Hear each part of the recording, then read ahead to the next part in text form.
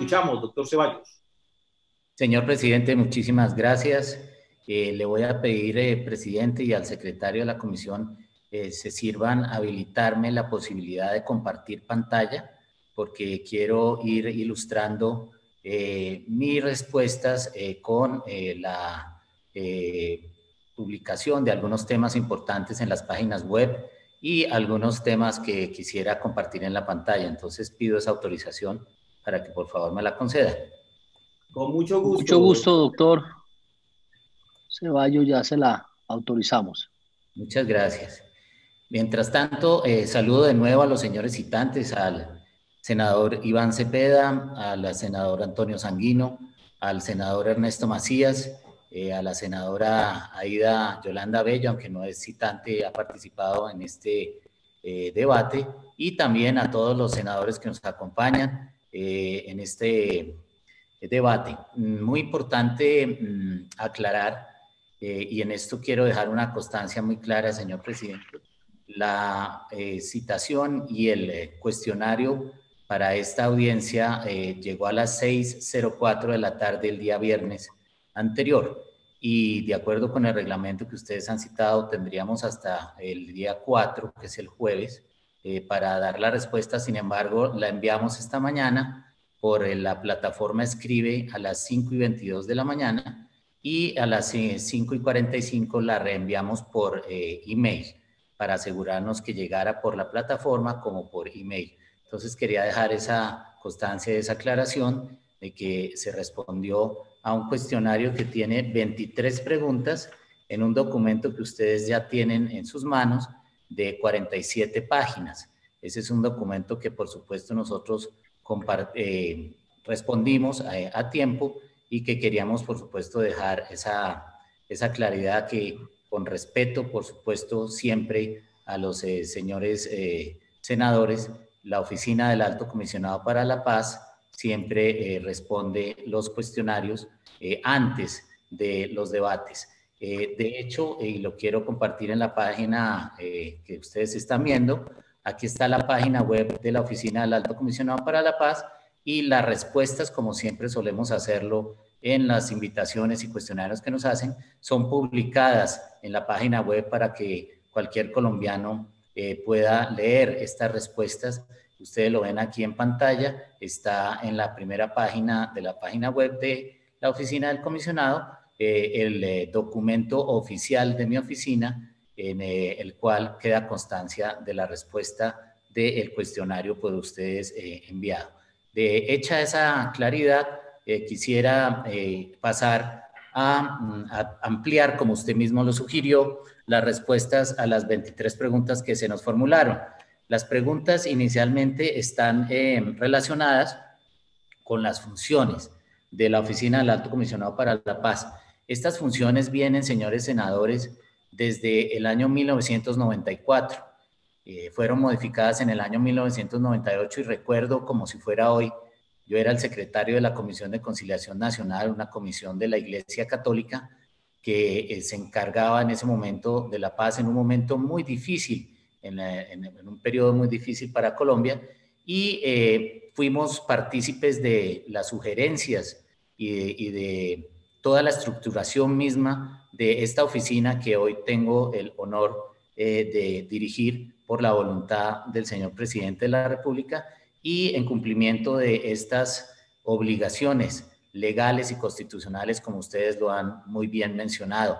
Las obligaciones de los funcionarios públicos están establecidas en la Constitución, en la ley, y parece ser que hay mucha prevención sobre lo que, o más bien mala interpretación sobre lo que debe hacer un comisionado, tal vez porque no se han fijado algunas personas y también muchos comentaristas, tal vez en la prensa, de las funciones que están en la propia página web y están relacionadas con todas las leyes y todos los decretos que se han venido publicando durante tantos años. En el documento que ustedes pueden ver, y a las personas que estén siguiendo este debate, que fue publicado en nuestra página web y entregado a los honorables senadores, está el artículo 28 del decreto 1748 del año 2019, que es una reforma a la estructura de la Presidencia de la República, porque quien da las funciones al alto comisionado no solamente es la ley y la Constitución, sino que la ley faculta al propio presidente para darle otras funciones.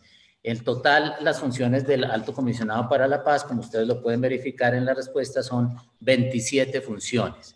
Y esas 27 funciones, unas se refieren a asesorar al presidente de la República precisamente en el desarrollo y formulación de una política de paz.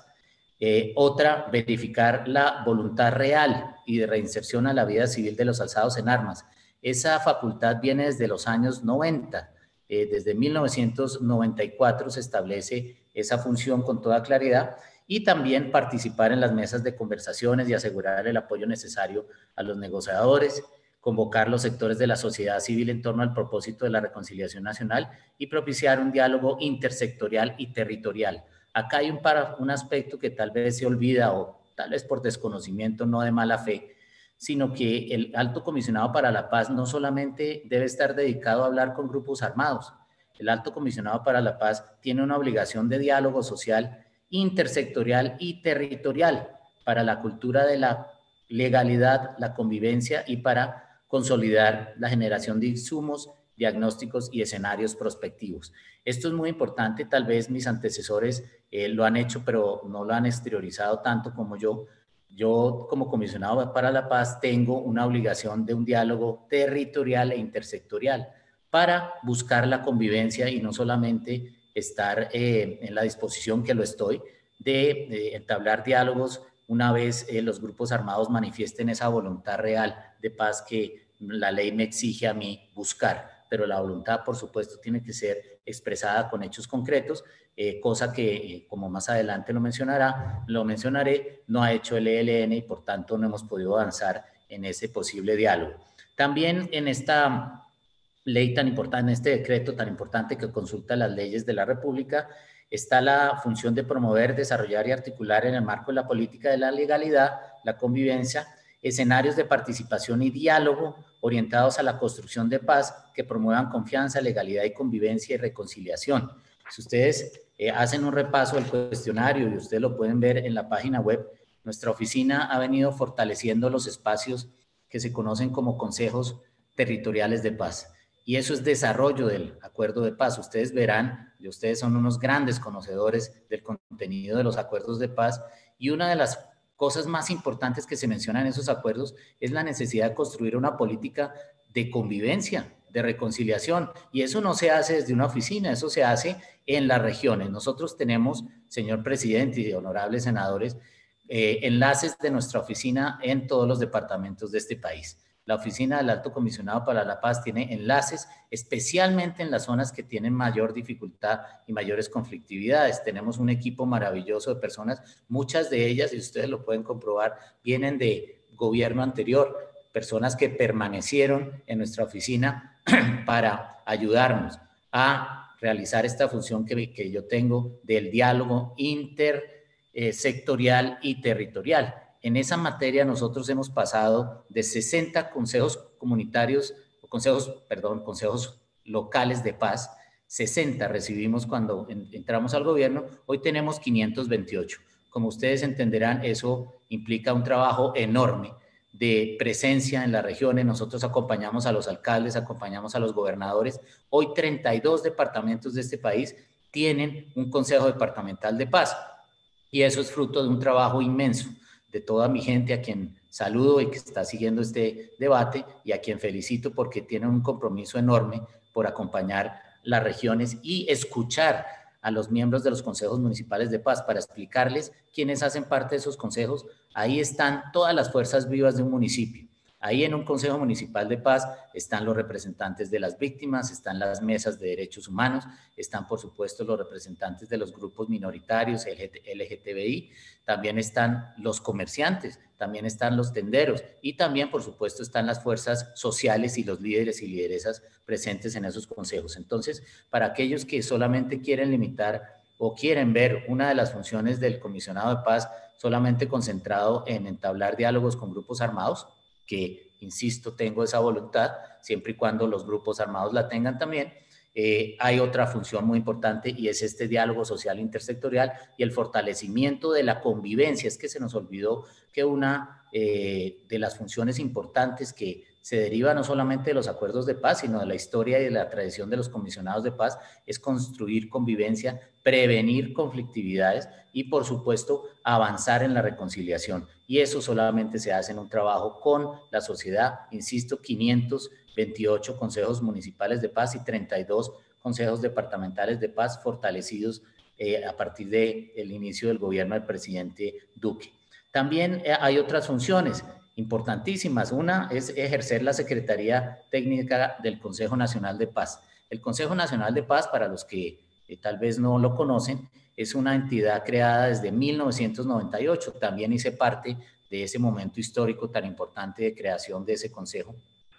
Y hoy funciona con 105 organizaciones, señores senadoras y señores senadores, 105 organizaciones dentro de las cuales están todas las plataformas de derechos humanos, están por supuesto los gremios, están por supuesto las organizaciones sociales, campesinas, las juntas de acción comunal. Es tal vez el órgano más representativo de la sociedad civil en este país y yo tengo el honor de ser el secretario técnico. Como está en la respuesta del cuestionario por ustedes enviados, nosotros hemos hecho plenarias permanentemente, más de 6 plenarias, hemos hecho más de 60 reuniones del Comité Nacional de Paz, en donde participan personas tan importantes como Monseñor Héctor Fabio Henao, de la Conferencia Episcopal, o Bruce McMaster, de la ANDI, o el propio señor defensor del pueblo. Son reuniones que se hacen mensualmente en mi oficina para precisamente buscar cumplir con estas funciones de la convivencia y de la reconciliación en todo el país.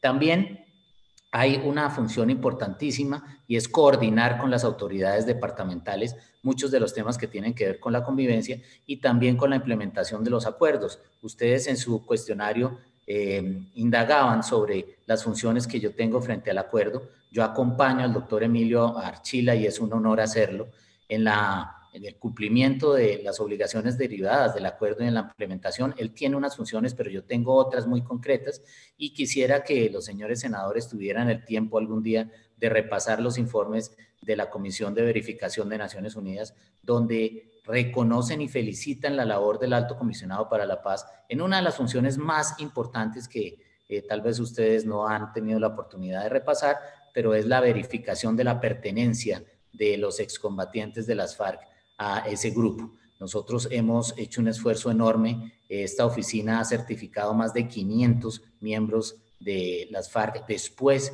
de que había comenzado este gobierno y 272 niños que no habían sido registrados como tales por las FARC. Eso es un trabajo enorme que ustedes comprenderán, implica un esfuerzo gigantesco, no solamente del alto comisionado, sino también del componente de FARC. Ustedes podrán verificar que tenemos un grupo tripartita donde participa el componente de las FARC, participa las Naciones Unidas y el equipo del alto comisionado que se llama la Mesa de Seguridad Jurídica. Esa Mesa de Seguridad Jurídica acompaña a las FARC en la búsqueda de la acreditación de aquellas personas que, habiendo quedado en las listas, no tenemos certeza ni las FARC ni el gobierno de dónde están ubicadas y hemos hecho planes de choque para ubicarlas. También hemos hecho un gran esfuerzo, gigante esfuerzo en pasar de una lista que se llama de observación a una lista ya de certificación concreta y como les digo hemos llegado a certificar como miembros de las FARC más de 500 personas en la administración que me honro dirigir en esta oficina. También, además de ese Consejo Nacional de Paz, Reconciliación y Convivencia, tenemos una función importantísima como secretarios técnicos de la Comisión Nacional de Garantías de Seguridad. Alguno de los senadores decía que yo he ejercido con desdén esa secretaría. Le quiero decir a los señores senadores que de ninguna manera nosotros hemos venido trabajando mensualmente en ese esfuerzo porque la comisión funcione y de hecho algo que mencionaba uno de los senadores citantes es muy importante. La función del Alto Comisionado para la Paz también incluye como secretario de la Comisión Nacional de Garantías de Seguridad, que ustedes recordarán fue creada por los acuerdos, la obligación de diseñar e implementar una política de desmantelamiento de los grupos armados. Ustedes dirán, los comisionados para la paz antes no hacían lo que hace Miguel Ceballos. Por supuesto que no, porque es que antes no estaba el acuerdo de paz y fue el mismo acuerdo de paz el que estableció que hay que desmantelar los otros grupos. Y yo quería hacer hincapié en esto. Los señores senadores han hablado mucho del ELN, pero no han hablado del Clan del Golfo, no han hablado de los caparros, de los llamados pelusos y de las disidencias de las FARC. El periódico El Tiempo del domingo hace una nota muy impresionante del crecimiento de las disidencias de las FARC, que, pues para decirlo con claridad, fueron aquellos que tuvieron la oportunidad plena de acogerse a un proceso de paz y no lo hicieron.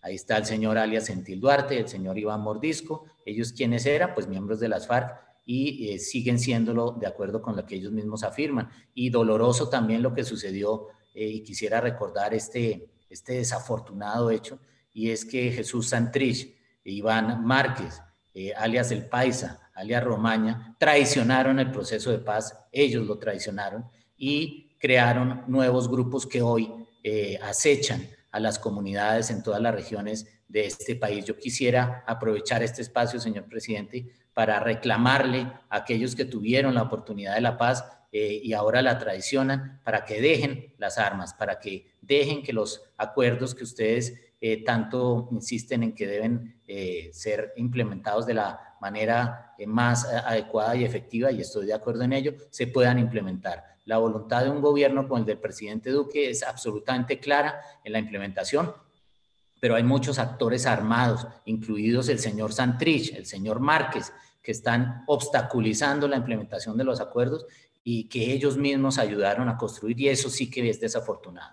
Entonces yo sí quisiera hacer hincapié en que las funciones de un comisionado de paz son distintas antes del acuerdo con las FARC y después del acuerdo con las FARC, porque a mí me dan la responsabilidad de buscar la paz con quien tiene la voluntad real de hacerla, pero me dan también la ley y el señor presidente la obligación de colaborar y diseñar estrategias para desmantelar los grupos que quedaron activos. Y esa no es una tarea fácil, ustedes lo entenderán, y yo por eso siempre pido el apoyo y el respaldo de todo el Senado, de toda la Cámara de Representantes y por supuesto de todo el Estado. Y déjenme decirles que hay muy buena voluntad en eso, porque aquí estamos avanzando en una nueva política de sometimiento, como tuve la oportunidad de explicar en una sesión también del Honorable Senado de la República, a través de un nuevo decreto que ha dictado el señor presidente, que es el decreto 601, en el cual le completa, es decir, confirma las facultades tradicionales del Alto Comisionado para la Paz de buscar la voluntad real con grupos como el ELN, pero le complementa esa facultad con la de buscar la voluntad real de sometimiento. Y esto, ustedes lo saben, estaba en los acuerdos, tanto así que como desarrollo de esos acuerdos se aprobó por el Congreso del cual ustedes hacen parte, la ley 1908, que fue la ley de sometimiento colectivo, que desafortunadamente solamente tuvo una posibilidad de acogimiento por parte de los grupos armados de 6 meses. Estos 6 meses obviamente fue un periodo muy corto, pero ahora estamos avanzando, como ustedes lo saben, a través de un decreto que estuvo publicado durante 15 días para observaciones de la sociedad, de los ciudadanos, en una línea de sometimiento individual. Y esos honorables senadores citantes, también son funciones del Alto Comisionado para la Paz. Qué bueno que eso se tenga en cuenta, porque esas funciones son legales, constitucionales, y no solamente se limitan a buscar un diálogo con un grupo, que puede ser el ELN u otros grupos, sino a desmantelar los grupos armados, y eso es así porque la voluntad misma de los acuerdos y la voluntad misma de las leyes lo establece. Hay una función de la que poco se habla, pero es sumamente importante, y es la función de coordinar toda la política pública del desminado humanitario. Nunca un gobierno, honorables senadores, nunca un gobierno en un periodo tan corto de tiempo había entregado la buena noticia de 113 municipios libres de sospecha de minas antipersonal. Ustedes lo pueden verificar en la historia de este país. El esfuerzo que ha hecho el señor presidente Iván Duque por el desminado humanitario es gigantesco. Y cuando ustedes mencionan trabajar por la paz, pues dígame algo más significativo que liberar las tierras donde los campesinos tienen que volver a sembrar, donde los niños quieren volver a jugar un deporte, donde las mamás tienen que acompañar a sus niños hasta las escuelas, que otro símbolo de construcción de paz y de reconciliación más claro que limpiar los territorios que una vez fueron sembrados, y la palabra sembrados no se debería utilizar porque es muy digna, porque se relaciona con la tierra, pero fueron inundados con minas antipersonal por parte de las FARC, sí señor, pero las FARC ahora está en un proceso de limpieza o está colaborando con la identificación de los sitios donde ellos mismos instalaron minas, y esa es otra función del alto comisionado derivada de los acuerdos de paz. Miren ustedes, nosotros tenemos una comisión técnica tripartita con Naciones Unidas y con las FARC para identificar los sitios donde esa exguerrilla sembró o instaló tantos años, tantas minas antipersonal. ¿Y cuál es el problema que tenemos? Es que los otros grupos, como el ELN, como el Clan del Golfo y los otros dos que mencioné, los Caparros y los Pelusos, siguen instalando minas antipersonal. Y ese también es un trabajo del alto comisionado. Identificar los lugares, priorizar los municipios donde se debe avanzar en el desminado humanitario y, por supuesto, darle la buena noticia, esa noticia enorme de paz, de reconstrucción y de reconciliación a un campesino que no había podido volver a sembrar su tierra por culpa de las minas antipersonal. En este sentido, condenamos esas minas y condenamos manifestaciones hechas por el ELN precisamente desde un lugar donde ellos deberían respetar, como lo decía uno de los citantes, la condición establecida por el país de Cuba, y eso está en la nota verbal que ustedes conocieron por los medios, fue precisamente que el ELN se limitara a su presencia ya a buscar la paz y a generar espacios para la paz. Pero mire lo triste, en una declaración pública hecha por Pablo Beltrán de la guerrilla del ELN, dice que el mejor soldado es una mina antipersonal. Y eso sí que duele. Porque, y lo dice en una declaración pública hace muy poco, dice que el mejor soldado es una mina antipersonal y eso es un crimen. Es decir, no necesita comer, no necesita moverse, pero siempre esa mina antipersonal está dispuesta para destruir las piernas de un niño o de una niña colombianos. Eso lo hace también el señor comisionado para la paz, buscar que esas minas dejen de destrozar las piernas de nuestros niños, dejen de destrozar las piernas de nuestros soldados y dejen de destrozar las piernas de nuestros policías. Eso también es buscar la paz, señores honorables senadores. Y la función que está constitucional y legalmente establecida para el alto comisionado para la paz, que desafortunadamente no se menciona en este debate, pero yo lo quiero hacer, es acabar con las minas antipersonal en este país, porque ellas son las peores enemigas de la paz. Son las peores enemigas de la integridad personal de nuestros campesinos y de nuestras niñas y de nuestros niños. E invito al honorable Senado de la República y a esta comisión que ojalá nos apoyen, nos acompañen en las inauguraciones de los sitios donde ya hay liberación de estas minas. Señor presidente, enviaré oportunamente las invitaciones para que ustedes algún día me puedan acompañar a ver la alegría y la felicidad de estas personas que reciben su municipio libre de minas antipersonal.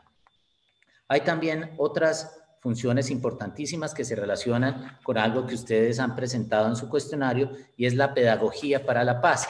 Y en ese sentido, los invito de verdad a que miren la página web de nuestra oficina, porque hay una gran labor que nosotros desarrollamos haciendo pedagogía precisamente del acuerdo de paz. Hay como una especie de prevención que como que quisiera pensar que el presidente Duque y su gobierno no hacen pedagogía de los acuerdos. Pues ahí estoy proyectando la página oficial de la Oficina del Alto Comisionado para la Paz, para que ustedes la vean. Yo sé que algunos senadores de pronto no están presentes, pero los que están presentes les pido que la vean en la pantalla y presten la atención que yo con mucho respeto presté. Ahí están todos los enlaces de la difusión de los acuerdos de paz. Está diplomados para la cultura de la legalidad, la paz y la convivencia, el fortalecimiento de la educación propia de los pueblos indígenas, la cultura de la legalidad, el diálogo social. Y mire, tal vez algunos de ustedes no tienen conocimiento de esto, pero está toda la colección completa de los acuerdos de paz. Está la biblioteca del proceso de paz. Son 11 tomos que no estaban publicados hasta cuando yo llegué acá. son los 11 tomos de la Biblioteca de Paz que cualquier colombiano puede verificar, y hay iniciativas maravillosas con las comunidades étnicas, las minorías étnicas y también con los campesinos para la difusión de los acuerdos de paz. Ustedes verán en nuestras redes sociales permanentemente publicadas en Twitter, en Instagram, las piezas de difusión de cada uno de los componentes de los acuerdos de paz, porque es nuestra obligación, pero también es nuestra convicción ética. La paz hay que seguirla construyendo, hay que seguirla alimentando, y para eso la pedagogía es una de las vías o canales más importantes que tiene esta oficina. También hay unas funciones muy importantes relacionadas con aspectos de la paz, y esa es la segunda parte del cuestionario que ustedes presentan.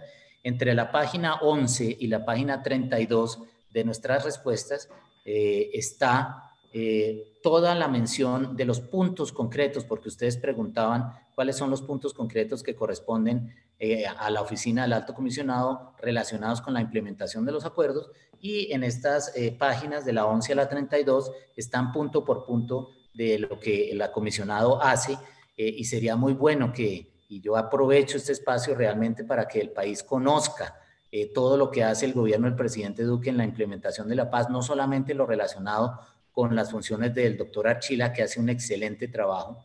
Él está encargado de la reincorporación y está encargado de los planes de desarrollo con enfoque territorial, pero hay otros aspectos esenciales de los acuerdos de paz que son implementados por esta oficina que yo honrosamente dirijo, y que espero la voluntad del señor presidente me permita seguir haciéndolo hasta el final de su gobierno. Está el punto 2.1, que es el Sistema Integral de Seguridad para el Ejercicio de la Política. Ahí el señor presidente me ha nombrado como su delegado. Esa es una instancia supremamente importante porque tiene no solamente la Comisión Nacional de Garantías de Seguridad, que a propósito hay que hacer una claridad. Alguno de los senadores mencionaba que esa comisión está encargada de la protección de líderes sociales. No, así no, esa no es el objetivo. Esa comisión está, y como lo dice la propia ley que la crea, orientada al desmantelamiento de los grupos armados que afectan, por supuesto, a los defensores de derechos humanos, y ahí es donde yo veo que vale la pena resaltar una de las funciones de este comisionado de paz. Nosotros tenemos que proteger a los líderes y lideresas, pero lo primero que tenemos que hacer para eso es desactivar estos grupos, que de acuerdo con la Fiscalía General de la Nación son quienes cometen la mayor cantidad de crímenes y amenazas contra las lideresas y los líderes sociales. Ahí también está la instancia de alto nivel del Sistema Integral de Seguridad para el ejercicio de la política. Está la Comisión y Seguimiento de Evaluación del Desempeño del Sistema de Protección. Ahí también está el Comité de Impulso de las Investigaciones. Trabajamos de la mano de la Fiscalía y del Cuerpo Élite de la Policía para proteger y avanzar en las investigaciones precisamente relacionadas con crímenes contra defensores de derechos humanos. También están todos los programas de protección, las alertas tempranas, que viene apoyando de una manera tan eficiente y tan importante la Defensoría del Pueblo. Después viene el punto 2.2.4, que es las garantías para la reconciliación, la convivencia y la tolerancia y la no estigmatización. Ahí es donde hay una función importantísima con el Consejo Nacional de Paz que ya mencioné. Este Consejo Nacional de Paz viene operando de una manera muy activa, muy eficiente, y como les digo, hemos venido desarrollando una serie de sesiones plenarias, pero no solamente en la ciudad de Bogotá, sino en todo el país. Ese Consejo Nacional de Paz tiene unas comisiones especiales relacionadas con pedagogía, educación, comunicación, arte, cultura y paz. Tiene una comisión de paz territorial y unas veedurías y garantías de no repetición. Y como les digo, hace parte de la implementación de los acuerdos. Tristemente, muchas veces no se menciona en los medios esta dimensión tan importante de la reconciliación. Parecería ser que el cumplimiento de los acuerdos solamente es la reincorporación, que es importante, pero lo más importante es la construcción diaria de paz que no es nada fácil y en ella estamos absolutamente empeñados desde el gobierno nacional.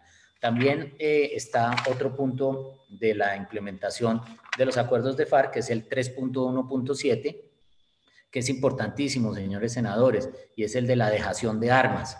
Nosotros como comisionados de paz venimos haciéndole monitoreo y seguimiento a la entrega de las armas por parte de las FARC.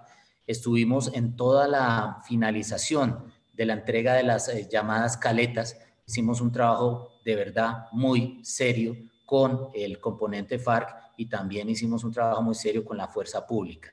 Ya esas caletas fueron identificadas, las que no fueron extraídas fue por un acuerdo muy claro entre fuerza pública y las propias FARC por la dificultad del acceso, y hay algunas otras que no fueron, que no se pudieron ubicar porque varias de las personas de FARC que en su momento sabían dónde estaban hoy ya no están en la disponibilidad de darnos la información. Pero también en el tema de dejación de armas, como ustedes lo puedan ver en el cuestionario, nosotros hacemos seguimiento a la entrega de la información sobre minas antipersonal. Y eso es muy importante. Las FARC ha tenido unos retrasos, pero ya los hemos venido superando. Solamente hasta ahora han entregado información sobre 7 minas antipersonal, 7 nomás. Después de 50 años de confrontaciones, pues eso es un número que puede y debe ser mejorado. También hay solamente artefactos explosivos improvisados, solamente nos han entregado información sobre 5 y solamente municiones sin explotar 12. Ahí hay un gran trabajo y un gran esfuerzo de esta oficina. Nosotros recientemente con varios representantes de FARC creamos por fin la comisión tripartita para la identificación de los lugares donde están esas minas antipersonal. Y también hay una función importantísima. Nuestra oficina es la rectora y la que busca el seguimiento e implementación de la política integral, de la acción integral contra las minas, y en ese sentido nuestra oficina ha venido trabajando con la organización Humanicemos. Humanicemos es una organización supremamente importante para la historia de Colombia, y lo digo porque es la primera vez que en un proceso de paz se crea una organización no gubernamental que va a ser desminado humanitario. Humanicemos es una organización de más de 120 personas de las FARC que hoy ya está acreditada por la Oficina del Alto Comisionado para la Paz para ser desminado humanitario. Y eso es importante. ¿Por qué? Porque aquellos que en un momento dado fueron victimarios y aquellos que en un momento dado sembraron o instalaron minas antipersonal, ahora están en la labor de limpieza de esas minas que ellos mismos instalaron. Y eso es muy importante, eso hace parte también de lo que ustedes preguntaban en su cuestionario. También está el punto 3.2.2.4, que es el de acreditación y tránsito a la legalidad.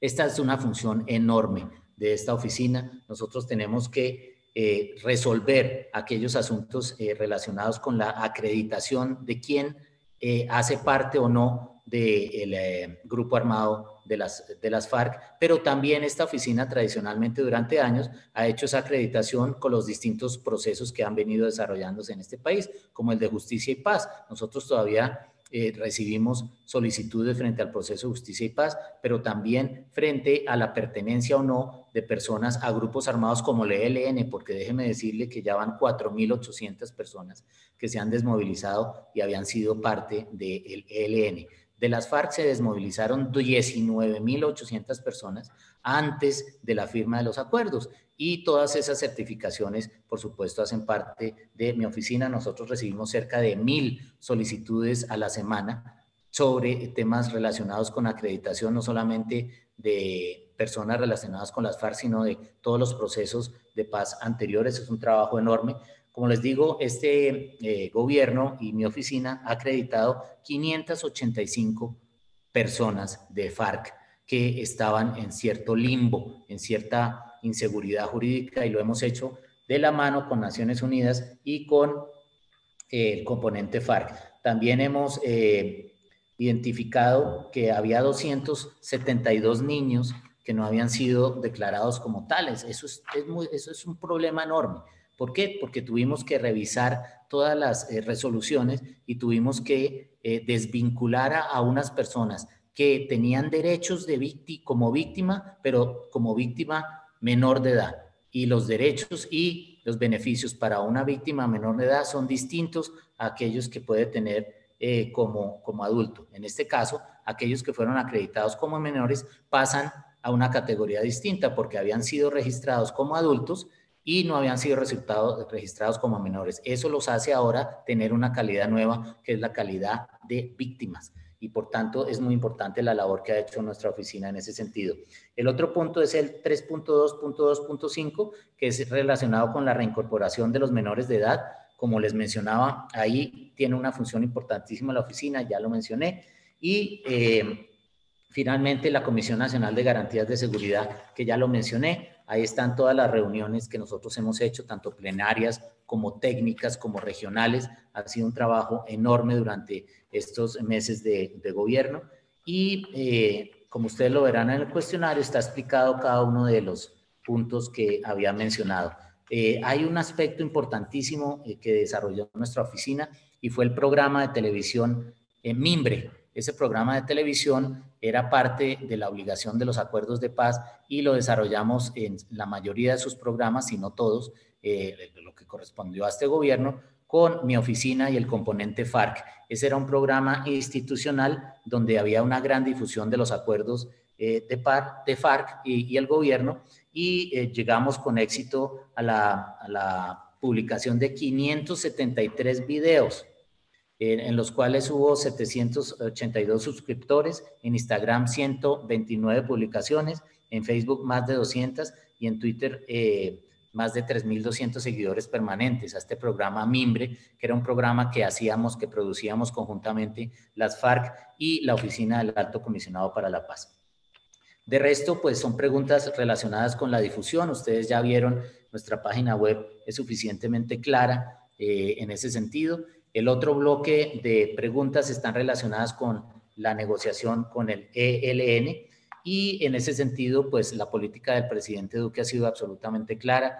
Nosotros, a diferencia de lo que se podría haber hecho en un proceso de paz anterior a los acuerdos con las FARC, no podemos permitir que se sigan repitiendo conductas como las que nosotros condenamos. La existencia del secuestro, la existencia del reclutamiento de menores, la existencia de instalación de minas antipersonal, hoy, después de haber firmado y estar implementando unos acuerdos con las FARC, es algo que no es aceptable, no solamente por la sociedad sino por colombiana, sino por la comunidad internacional. Ustedes saben que ninguna de esas tres conductas es perdonada en el sistema internacional y tampoco lo es en el sistema nacional.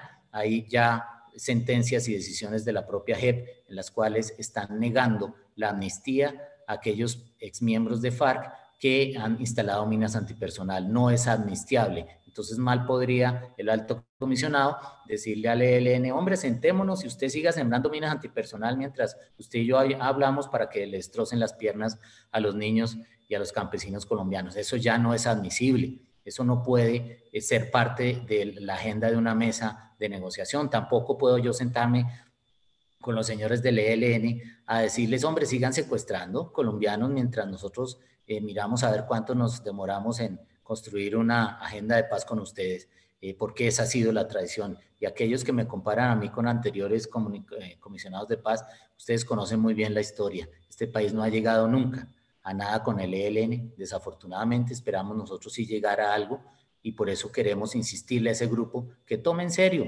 la posibilidad de una paz, pero una paz real y una paz que nos permita pasar la página de la violencia. Tampoco yo me puedo sentar con el ELN a decirles, hombre, aquí vamos a conversar durante unos tantos meses mientras ustedes siguen reclutando menores.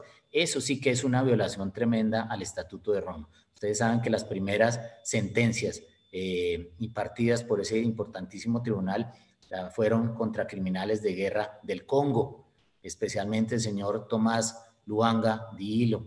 El señor Tomás Luanga Dihilo fue condenado precisamente por el reclutamiento de los menores, porque es una conducta que así se llegue a un acuerdo de paz y pueda tener tratamiento jurídico especial en un país, no es perdonada por la Corte Penal Internacional. Y ese es uno de los grandes problemas que nosotros fuimos identificando en su momento en los acuerdos de paz.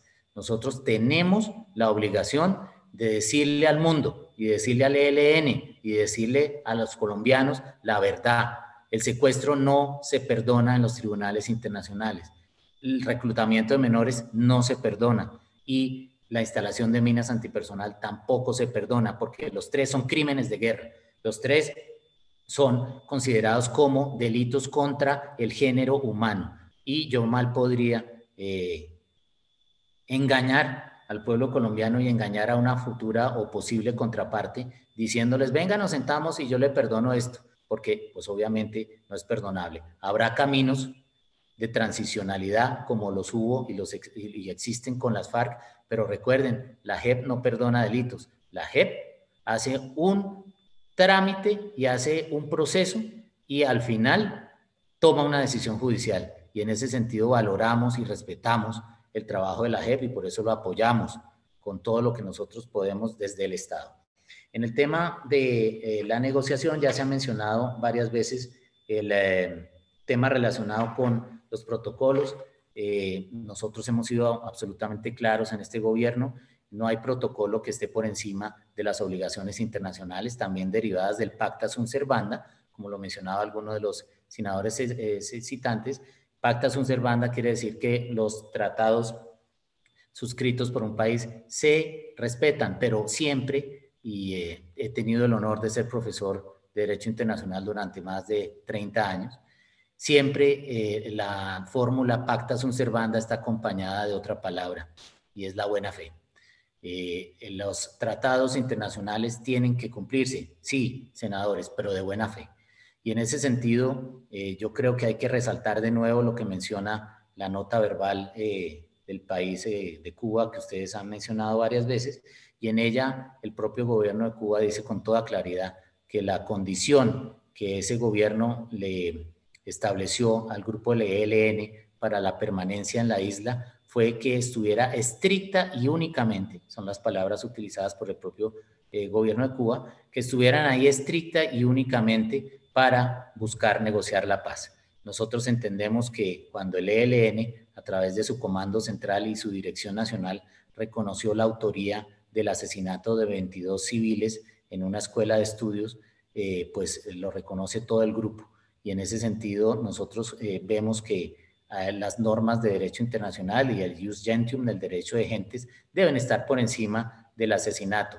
Los ejemplos que todos comparto y son muy buenos, presentados por los honorables senadores citantes, de protocolos que se han presentado a lo largo de la historia de este país, son muy buenos, pero en ninguno de ellos hubo el asesinato de 22 civiles para que las negociaciones terminaran. Y en ese sentido, nuestra obligación moral, ética, constitucional y legal es perseguir y ayudar a que la justicia persiga estos crímenes. Nosotros lo que hemos hecho, y aquí yo quiero presentar de nuevo la página web de mi oficina, donde está transcrita la declaración que ustedes interpretan, o algunos de ustedes interpretan como una gran celebración. No fue una gran celebración, ahí está el video y ustedes lo pueden ver en la página web y tal vez lo ven ahora en pantalla cuando yo lo proyecte. En esa página, aquí está, ustedes pueden ver la transcripción porque se ha tomado descontextualizada la declaración que yo he hecho. Y aquí hay una parte supremamente importante que además dejamos consignada en un documento que ustedes pidieron en el cuestionario, que fue una constancia que hicimos en la CECIBI. La CECIBI es la Comisión de Seguimiento, Impulso y Verificación de la Implementación de los Acuerdos. En esa reunión nosotros dejamos, la señora ministra del Interior, el doctor Archila y yo, una constancia de cuál fue el sentido de mi declaración, y yo sí pidiera muchísimo respeto en no malinterpretar mis palabras. Yo no he hecho ninguna celebración, he hecho una declaración absolutamente clara en la cual solamente reitero lo que se dijo desde el primer momento posterior al asesinato de los 22 cadetes, y es la solicitud que hace el gobierno colombiano y sus jueces de la República para que sean presentados ante la justicia estas personas.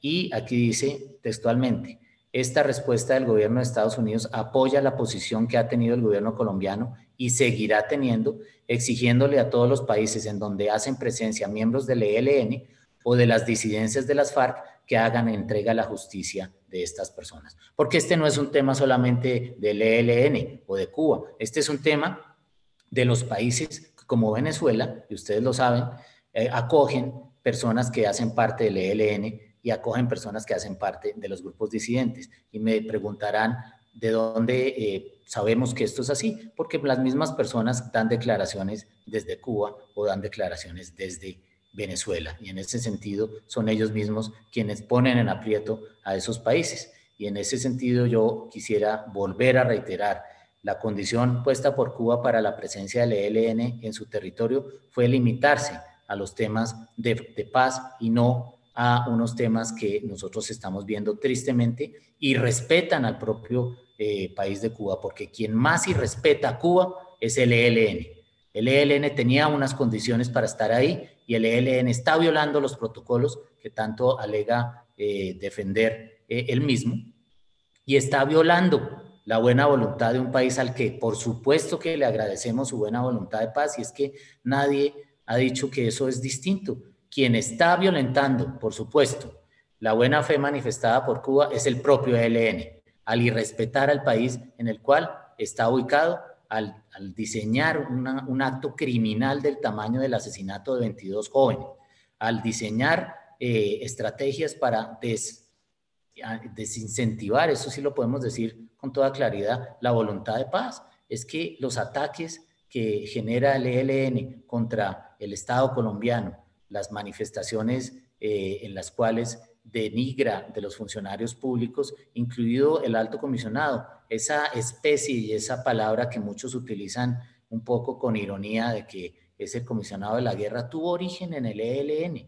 Y por eso no es bueno hacerle eco a las palabras de ese grupo, porque solamente quiere buscar desestabilizar la buena voluntad de paz que tiene este gobierno y, por supuesto, el interés genuino que tenemos de avanzar en la paz. Hay otro componente importante, y termino con lo de los protocolos, porque es muy importante. Mire, pacta sunt servanda es cumplir tratados, pero de buena fe. Cuando la buena fe desaparece, aparecen estas circunstancias, un acto terrorista. Y ustedes me preguntan en el cuestionario qué gestiones se habían hecho. Pues yo, y ustedes lo saben, públicamente lo he dicho, yo tenía conversaciones permanentes con el señor Pablo Beltrán, muchas de ellas, la mayoría confidenciales. Después el propio Pablo Beltrán las hizo públicas, y bueno, eso desafortunadamente es una violación de la reserva. Pero tanto él como yo hemos reconocido que veníamos conversando hasta el día en que asesinaron 22 cadetes. Fue muy triste después entender que ese grupo reconocía ese asesinato, y que como un grupo que alega tener unidad de mando, pues es responsable absolutamente por esa unidad de mando, y todos y cada uno de los miembros de ese grupo, incluso los que estaban en La Habana y que con cierta desfachatez dijeron que no conocían del atentado, pues son igualmente responsables de ese crimen. En ese sentido, nosotros consideramos que quien viola principalmente el protocolo por no tener buena fe en la implementación de sus obligaciones es el propio ELN, generando este gran problema para un país que ha manifestado, como ustedes lo resaltan, una voluntad de paz durante tantos años. Eso no se lo merece Cuba, y es una conducta absolutamente reprochable por parte del ELN que seguiremos señalando. También hay partes importantes en su cuestionario relacionadas con las zonas futuro. Les quiero aclarar que las zonas futuro no son responsabilidad del Alto Comisionado para la Paz. Solamente por un decreto presidencial el señor presidente ha designado al Alto Comisionado para la Paz para ser el director, o más bien el coordinador de un comité territorial de una de las 5 zonas futuro. Las zonas futuro fueron creadas por la ley, aprobadas por el Congreso, del cual también ustedes hacen parte, que fue la prórroga de la Ley 418, que crea unas zonas estratégicas de intervención integral. Y el Alto Comisionado para la Paz coordina la del Bajo Cauca y el sur de Córdoba. El resto son responsabilidades del doctor Achila en el Catatumbo y de la doctora Nancy Patricia Gutiérrez en Nariño, y de varios otros asesores presidenciales que hemos tenido el honor de recibir esa designación. Las zonas estratégicas de intervención integral son legales, son creadas por el Congreso de la República y, entre otras funciones, tienen las de acelerar los componentes PDET de los planes de desarrollo con enfoque territorial. Hay otras preguntas al final del cuestionario que ya alguno de los señores citantes mencionó. Yo tengo, por supuesto, dentro de mis funciones, la posibilidad de reunirme con funcionarios de otros países, y la respuesta concreta, si yo me he reunido con funcionarios de la Casa Blanca para algo que tenga que ver con la inclusión de Cuba en la lista de países que no colaboran con el terrorismo, la respuesta absolutamente es no. Solamente recuerdo que quien incluyó en la lista de países, incluyó a Cuba en esta lista, no es la Casa Blanca, honorables senadores, sino el Departamento de Estado, que es el Ministerio de Relaciones Exteriores. Entonces, sería muy bueno que ustedes tomaran nota, porque la Casa Blanca no es la que maneja la lista, sino el propio Departamento de Estado, que ustedes saben responde a políticas de Estado en ese país. Finalmente, hay una solicitud hay una mención a alias Gavino. Para ustedes, para quienes no lo saben, alias Gavino es el jefe máximo del ELN, según lo conocemos hasta ahora, y no ha habido ningún cambio. El señor Nicolás Rodríguez Bautista, como muy bien lo decía uno de los citantes, efectivamente estaba en la isla de Cuba desde el gobierno anterior por una autorización que dio el gobierno por cuestiones humanitarias. Es decir, ya después nosotros pedimos una explicación, nos dijeron que era por cuestiones de salud, pero ahí había una irregularidad. Y yo quiero dejar esa constancia acá, y es que las razones humanitarias tenían que tener un marco legal distinto. El señor Nicolás Rodríguez Bautista, alias Gavino, no estaba acreditado como miembro representante del ELN, y eso se lo hice yo saber, como dice en el cuestionario, al gobierno de Cuba. En ese momento el propio ELN lo designa como miembro representante, pero como lo dice el mismo cuestionario y lo dijimos públicamente en su momento, al no existir un proceso de paz, pues el carácter de miembro representante estará latente hasta cuando se den las condiciones de un proceso de paz, y si el ELN insiste en que él sea miembro representante, pues así lo reconocerá en su momento el gobierno de Colombia, porque para aclararle a los honorables senadores, quien le da la característica de miembro representante a una persona es la parte que está negociando. Es decir, nosotros como gobierno no tenemos la facultad de darle el carácter de miembro representante a nadie del ELN, ni el ELN tiene la posibilidad de darle el carácter de miembro representante a nadie del gobierno. Eso es una decisión de cada una de las partes. Finalmente, ustedes mencionaron, y lo hizo uno de los citantes, al señor Eber Bustamante, como lo dije yo públicamente en su momento, y lo reitero hoy, no tuvo autorización de la única persona que podría darla, que soy yo como comisionado de paz, y en ese sentido las gestiones que pudo haber hecho no representaban la voluntad del gobierno colombiano. Señor presidente, yo creo que con esto he respondido todos los temas del cuestionario, y como usted me daba la oportunidad de hacerlo, puedo responder la pregunta hecha por el señor citante sobre el Fondo Paz. Lo haré de manera escrita, como lo prevé la ley quinta. En su momento, con mucho gusto, enviaré esa respuesta. Muchas gracias, señor presidente.